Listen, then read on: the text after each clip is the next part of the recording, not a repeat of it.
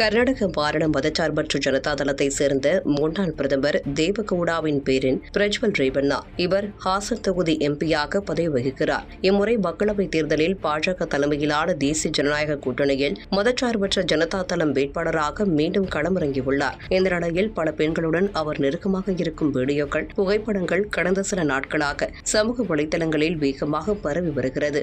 ஒன்று இரண்டல்ல, சுமார் 3000 வீடியோக்கள் அவரது பென்டிரைவில் சிக்கியுள்ளதாக தகவல்கள் வெளியாகியுள்ளது. இதில் குமரிப்பூண்டு முதல் மூதாட்டி வரை ஒருவர் விடுபடாமல் பிரஜ்வல் ரேவண்ணாவின் காமபசிக்கு இரையாகி உள்ளதாக சமூக வலைதளங்களில் விமர்சனங்கள் பரவி வருகின்றன. வீடியோவில் சிக்கியுள்ள பெண்கள் தங்களை அவர் தவறாக பயன்படுத்திக் கொண்டதாகவும், நெருக்கமாக இருக்கும்போது வீடியோ எடுத்து மிரட்டுவதாகவும் தொலைக்காட்சிகளுக்கு அளித்த பேட்டியில் கண்ணீருடன் தெரிவித்துள்ளனர். பாஜக கூட்டணி வேட்பாளரின் இந்த கோர முகம் அரசியல் வட்டாரத்தில் பெரும் அதிர்வலையை ஏற்படுத்தியுள்ளது. தங்களது கூட்டணி வேட்பாளர் என்று சொல்லிக் கொள்வதற்கே பாஜகவினர் அஞ்சு நடங்கும் சூழல் உருவாகியுள்ள நிலையில் பிரஜ்வல் ரேவண்ணா திடீரென வெளிநாட்டுக்கு தப்பி சென்று விட்டதாகவும் தகவல் வெளியாகியுள்ளது. இந்த நிலையில் பிரஜ்வல் ரேவண்ணா மீது கடும் நடவடிக்கை எடுக்க வேண்டும் என்று மகளிர் அமைப்புகளும் மாநில மகளிர் ஆணையமும் ஆத்திரத்தில் பொங்க இதுகுறித்து விசாரணை நடத்த சிறப்பு குழு ஒன்றை நியமித்து அதிரடி உத்தரவு பிறப்பித்துள்ளார் கர்நாடக மாநில முதலமைச்சர் சித்தராமையா.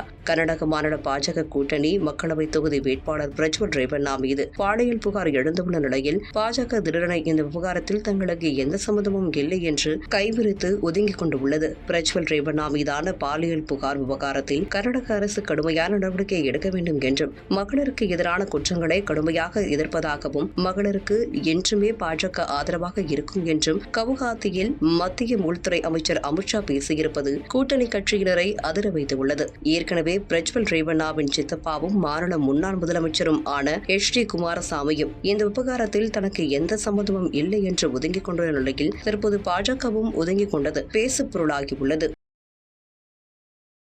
செய்திகளை உள்ளது உள்ளபடி தெரிந்து கொள்ள ரெஃப்ளெக்ட் நியூஸை சப்ஸ்கிரைப் பண்ணுங்க.